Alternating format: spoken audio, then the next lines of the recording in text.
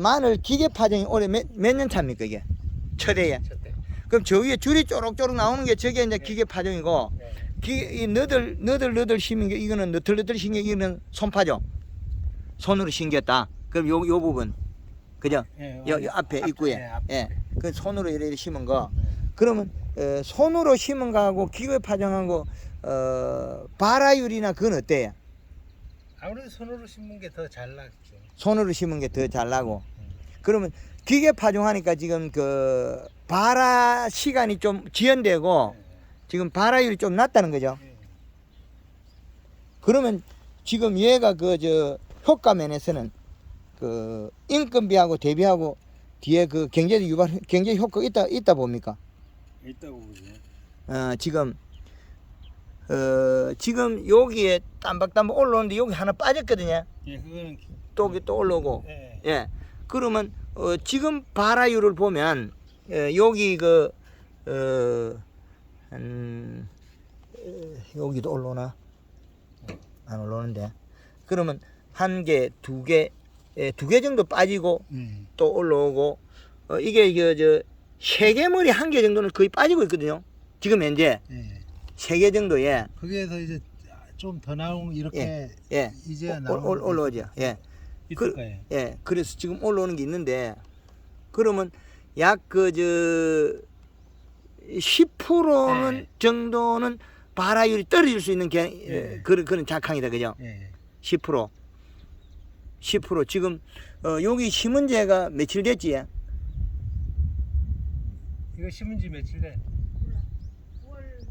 9월 이거 한 달 정도 돼가잖아. 예. 근데 씨앗이 상태가 좋아가지고 늦게 놔도 이렇게 다 올라오기는. 그죠? 발화율은 그 종자에서는 아주 튼실하게 좋은데 문제는 발화율이 좀 지금 현재로서는 저조하다는 거죠. 발화율이. 기계라 가지고 없는 것도 돌아가 버리고 그러니까. 안 물어서 그냥. 그러니까 안 물어서 돌아가는 거 있기 때문에 그 대신 보니까 두 개 들어간 건 거의 없는데. 두 개 들어간 것도 있죠. 요거 같은 경우는 두 개. 간간이 저쪽에 있는데 그것도 그 숫자는 안 많고. 그렇게 많지. 두 개는 숫자가 안 많은데 발화율이 한 20%에서 20% 정도 뭐 안 그러면 15% 정도는 떨어진다고 봐야 되겠네요. 그럼 종자는 몇 프로 정도 적게 들던가요? 손으로 심은 거 해서 원래 하면 13,000평 심는 거에서 15개 정도 남았어요. 15포대기 정도. 20kg짜리 15개야. 15개면 몇 평? 한 500평 심으려냐. 그러면 약 한 3% 정도, 그죠? 3% 그러면 3% 정도 씨앗이 적게 들어간 것 같으면 이게 발화가 늦어가 경제적 손실은 몇 프로를 봅니까? 그러면 그거는 아직까지 많이 차이 나진 않을 거예요 아마. 지금 조금 늦게 놔둬야. 뭐 관리하는 거에 따라 가지고 아직은 시간이 있으니까. 그리고 지금 요런 데를 보면 밑에 두 놈이 더 올라오고 3개 올라오거든요. 여기도 3개 올라오고. 3개 올라오는 것도 있어요. 3개 올라오 있고 여기도 두 놈 올라오 있고. 그래도 한 3% 정도의 하여튼 적게 힘이 있다면 씨앗이 그럼 이거는 안정적이라는 결론이거든요. 그럼 3% 씨앗이 적게 심은 가지고 발화율만 한 2, 3% 하면 총 5% 정도 보면 5%가 지금 결주가 난다고 해서 생산량 감소는 안 하겠다. 그죠? 그럼 12량만 맞추면 되겠는데 올해 지금 여기 우리 100평당 비료는 뭐 썼지? 비료는 뭐 썼지? 완용성 비료 썼어요. 완용성 비료 100평에 몇 개 썼어요? 완용성 비료 100개. 완용성 비료 그 비싼 비료라 가지고 4개 썼나? 4개 썼어요. 지금 현재 물 어제 줬나요 이게? 그 수분이 99.9%에 이시가 2.1, 온도 26도 상분. 그럼 요거 시험 한번 해본 겁니까? 뭐요? 기계 파종. 아니 아니요. 그럼- 올해 처음. 올해 처음. 그러면 기계 파종하고 멀칭은? 멀칭은 여기는 피복할 건데 여기 이 밭은 그러면 이제 좀 종자가 굵은 거 심은 데는 예. 그냥 무멀칭하고 아, 이거는 좀 중거라 가지고 요거는 종자가 좀 부실한 거에 대해서 요거는 늦게 조금 늦게 올라오게. 늦게 올라오고 힘이 약해서 비닐 멀칭해 가지고 키우고, 네. 그리고 지금 그러면 정상적으로 우리 종자 했던 거는 하면 그러면 멀칭 안 하고 네. 그러면 흑색 멀칭은요? 그저 액상 멀칭. 액상 멀칭 하고요. 네, 액상 멀칭. 까만 거. 그 액상 멀칭은 이파리가 몇 엽대 합니까? 그건 입상거리에서 먹는 게 아니고 날씨를 보면서 추워지게. 아, 그러면 지금은 하는 게 아니고, 네, 그러면 좀 더 있다가 네. 지금은 심고 나서 우리가 제초한 걸로서 제초 역할이 되고, 그럼 지금 여기 노란노란한 게 뿌리랑 요 알맹이 예? 황예. 요거는 요거는 심고 나서 뿌렸습니까? 아니요, 처음에. 심을 때? 네. 요거는 순수한 유황입니까? 네. 아, 유황이 동글동글한 유황을 뿌렸다. 요거는 100평에 몇 개 뿌렸지? 100평에 하나. 100평에 하나에 15,000평 심어도 150개를 사용했다는 거네요. 그건 요 유황은 올해 뭐 처음입니까? 아니면 매년 쓰는? 아니 전부 뿌린 게 아니고 예. 그냥 병 오는 데만. 아, 그러면 어떤 병에 요거 뿌렸지? 그 입집사구병. 예. 나중에 봄에 대해서 저 충북병. 아, 뿌리 그 흑색 썩은병. 아니 그거하고는 틀려요. 예. 그 입집사구병이라 가지고 예. 그 뭐냐 무릎병 비슷하게 오는 거 있어요. 아, 입집 썩은병에 네. 예, 그 잎과 잎 사이에 썩는다는 거죠. 네. 그게 그 병으로 봐야 되느냐, 그 일액을 맺어서 아미노산 단백질로 봐야 되는 두 개거든요. 무름병하고 제가 보는 거는 일액을 맺어서 마늘 요 잎에서 일액을 맺어서 요게 여기 들어갔다는 거죠. 그럼 일액 속에 있는 아미노산 단백질이 여기 들어갔다는 거거든요. 그럼 비료가 작아서 일액을 맺었다 소리인데, 그러면 그 시기에 우리가 며칠 하면서 쿨러로 흠뻑 줘서 요 안에 들어가 있는 아미노산 단백질 씻어내면 안 온다는 거죠. 가물면 올 수 있다는 거죠. 물만이 진바티가 더 많이. 더 많이 와요. 아, 진밭은 비료가 용탈이 되기 때문에 일액을 더 많이 맺어요. 그 비료량이 적어서 일액이 맺는다는, 일액이. 우리 마늘 무름병 있지 않습니까? 무름병도 일액에 의해서 일액이 타고 들어가 여기 모인 거고, 그럼 무름병은 큰 게 오지 작은 거 안 오거든요. 그래서 일액에 의해서 아미노산 단백질에 의한 제피곰팡이다. 제피곰팡이는 저온성 곰팡이. 그리고 우리가 요거 마늘을 안에 요게 봄 되면 마늘이 구가 생길 때 흑색 균역병. 그것도 제피곰팡이. 그것도 비료가 부족해서 일액이 맺혀 내려가서 타고 내려가고 뿌리까지 간 거지.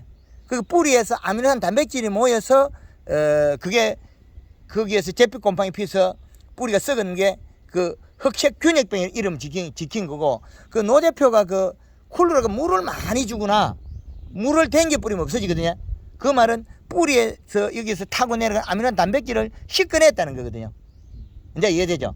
그러면 우리가 입집 썩은병, 무름병, 흑색 균역병 다 요것들이 제피곰팡이류다. 그러면 잎에서 질소를 먹고 근권 미생물이 질소를 분해해서 뿌리가 흡수하면 아미노산 단백질, 그게 잎에 탄수화물이 부족해서 일액을 뱉어 일어난 일이다. 일액에서 나온 아미노산 단백질, 자기 뿌리에서 가져온 양수분. 이제 이해되죠? 예. 그래서 그 양수분이 배어 나와서 잎 속에 중간에 여기 잎과 잎 사이에 모이면 물렁병이라 그러기도 하고, 또 입집 썩은병이라 하기도 하고, 여기서 병이 오지 다른 데 병이 없지 않습니까? 이 몸통에. 그래서 그 병으로서는 아미노산 단백질, 그러니까 자기가 양수분을 뱉어냈는데, 뱉어낸 원인은 입 속에 탄수화물이 없었어서 그렇다. 그럼 우리는 이 쿨러를 주는 순간에, 이 쿨러를 돌리는 순간에 병을 유발할 수 있다는 거죠. 그래서 쿨러 물 주기 전에 먼저 연면 시비 해가지고 살을 쪄 놓든지, 그러면 쿨러 돌리고 나서 바로 연면 시비가 살을 쪄든지, 그럼 비 오고 난 질척한데 못 들어가지 않습니까? 그럼 결국엔 드론을 날리든지, 안 그러면 요 놈을 돌리든지 어떤 방법이 대책이 되어야 된다는 거죠. 제일 치료제는 설탕이다. 설탕이 들어가서 입속에 탄수화물이 늘어나야만이 일액을 안 된다. 일액을. 입속에 탄수화물 없으면 저녁에 가져온 양수분을 뱉어버리게. 그래서 일어난 일이다. 그래서 앞으로는 우리가 쿨러가 물 주고 나면 드론 날리가 빨리 잎에다가 연면십에가 살을 찌워놔야 돼. 설탕을 줘가지고. 언제 좀 이해가 됩니까? 예. 그래서 우리가 물 주는 게 중요한 게 아니고, 물 주고 난 뒤에 뒷감당이 돼야 된다.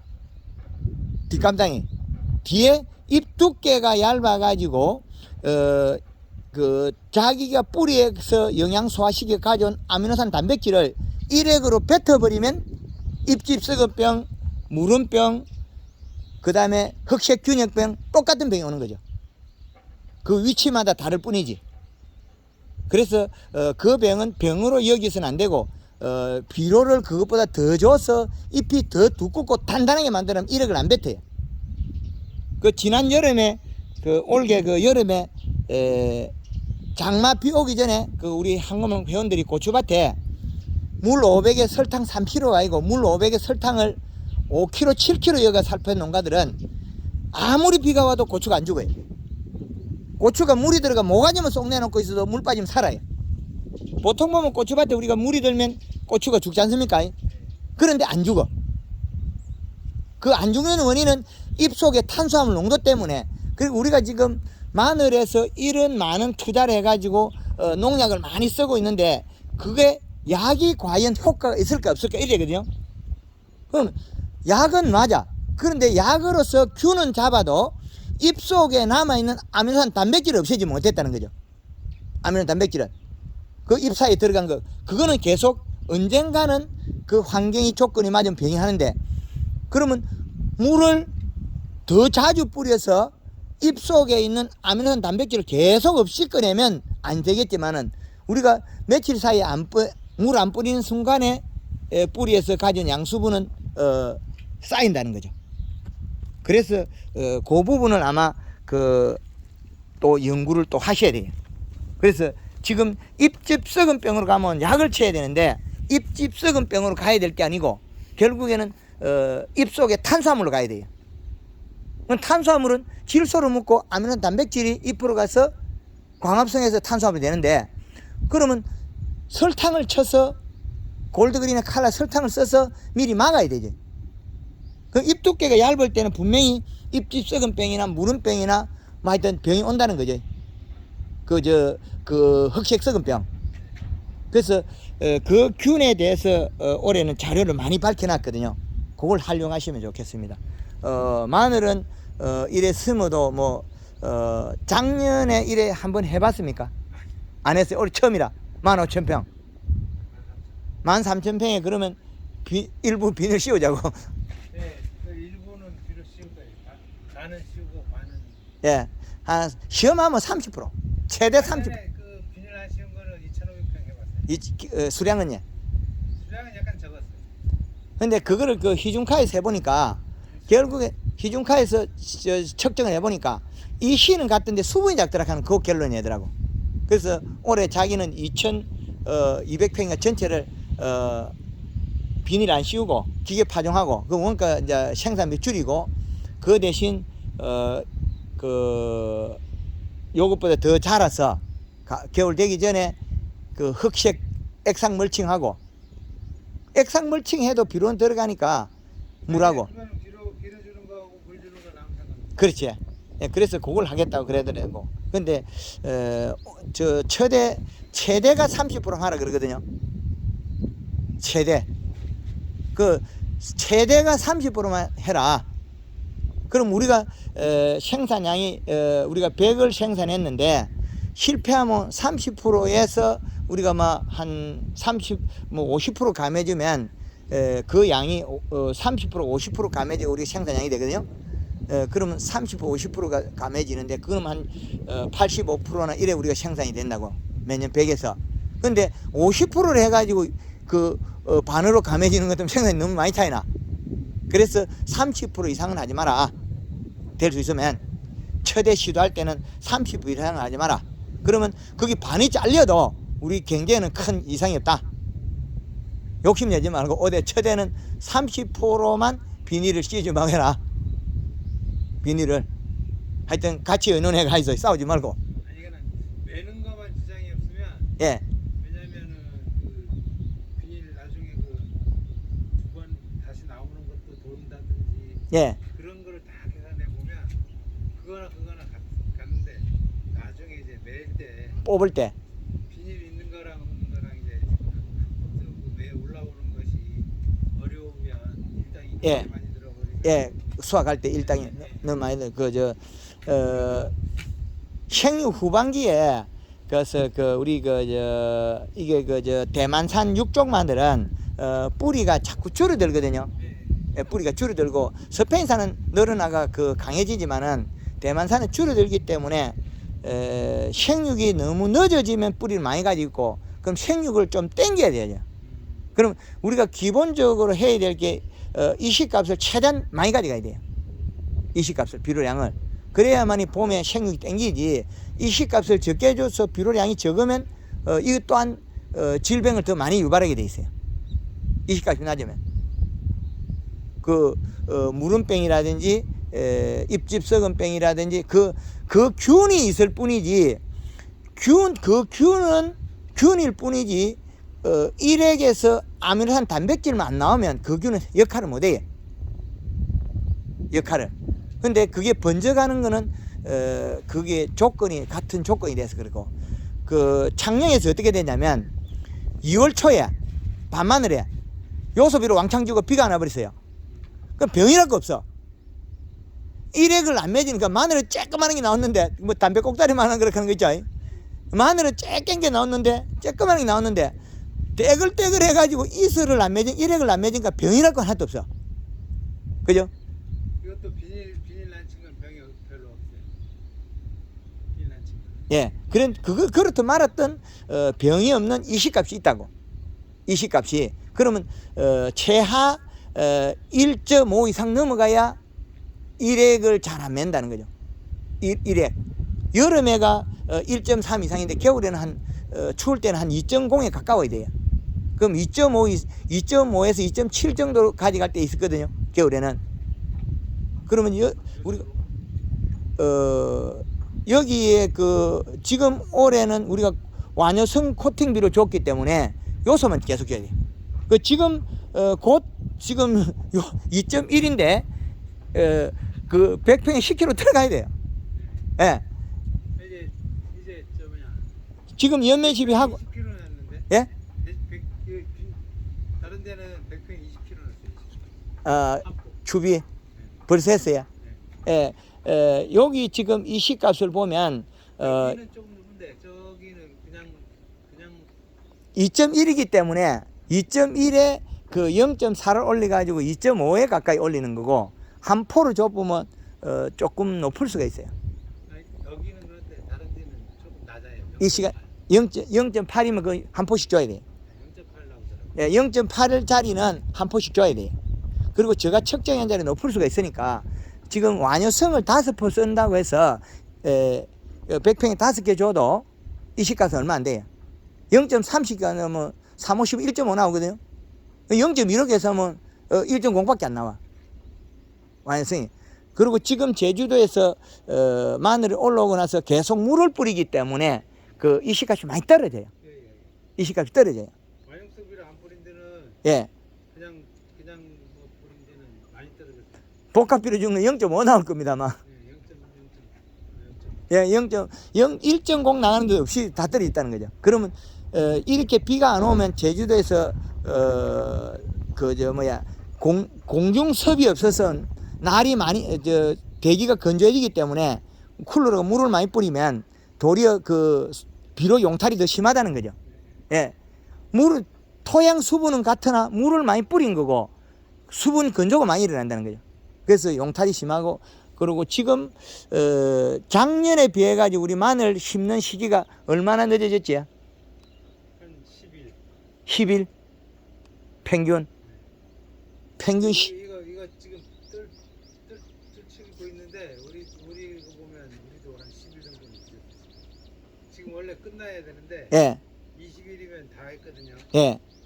근데 원래는 시작도 못 해봤으니까 한 열흘 늦는다고 해요.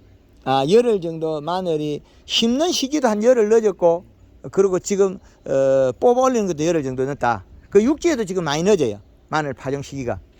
작년에도 아직 얼마 못 심어서. 예, 제가 여기 그 들어올 때 그 13일 날 12일 날 밤배를 타고 13일 날 아침배에 들어왔는데 10월 13일 그때 작년에 마늘 많이 못 심었어요.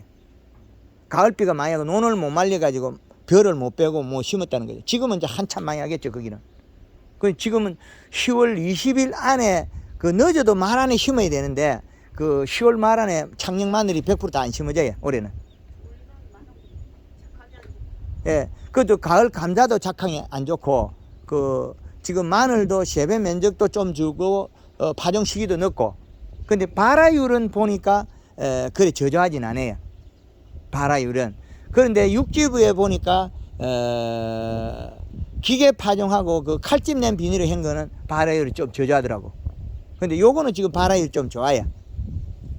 그래서 그거는 육지부에서 서산에서 촬영해 올린 게 있는데, 서산에서는 칼집 비닐로가 그 바로 심으면서 하는 거 있잖아요. 그것보다는 이게 나은 것 같아요. 예, 발화율이. 그래서 요거는 지금 우리가 우리 황금을 넘고 우리 대표님 몇 년 차 하셨는데 올해 뭐 한 5년 차가 되죠. 5년 차 되겠구나. 근데 지금 여기에서 요 정도 우리가 한 5% 정도 발화율이나 전체 그 개수가 적다고 해서 생산량에서 문제 없잖아요. 그 옆에서 다 그 비료분을 다 먹으니까 전에보다 지금 우리가 그 옛날에 한금알 농법 안 할 때보다 지금 비료 사용량은 늘었죠. 예, 많이 늘었죠. 생산량은 몇 킬로 정도 늘던가요? 생산량은 한 1kg 는 것 같은데 예. 정확하게 뭐 안 해봐서 모르겠는데 좋아지긴 했어요. 예, 한 팽당 우리가 그 제주도에서 평균 그 4, 5kg밖에 안 되거든요. 평균 가격 생산량이 우리가 제주도 전체. 그럼 우리는 평균 우리가 만 몇천 평 심은 게 팽당 그 평균 밀어서 잘 되고 못 되고 치면 몇 킬로 정도 나옵니까? 7.5kg 정도. 7.5kg야. 그러면 우리가 5kg에서 7.5, 약 2.5kg 정도는 5kg 맥시만 잡아도 2.5kg 늘은 겁니다. 그럼 경제적 유발 효과가 그 30% 이상 정생기거든요. 최소한. 상당히 우리가 25% 잡으면 100인데 4개를 하면 우리가 75% 잡으면 우리가 25% 사실 정수한 거죠. 상당히 많이 정수된 겁니다. 그럼 25%가 아니고 그거는 20% 세 개 중에서 25% 한 개니까 30% 정수한 거고. 그 같은 시간에 30% 정수한 건 상당히 소득이 높아졌다는 거죠. 그럼 결국 한것만 놓고 나쁘진 않지. 하여튼 같이 이래 매번 상의해서 감사드리고 올해 제가 같이 대표님하고 상의해서 권유하는 거는 올해 비닐 노멀칭은 30% 이상은 하지 마라. 30% 이상 하지 마라. 그래야 우리 경제에서 손실이 일어나도 15% 이하는 안 나온다. 그죠? 그게 제일 좋겠습니다. 예, 감사합니다.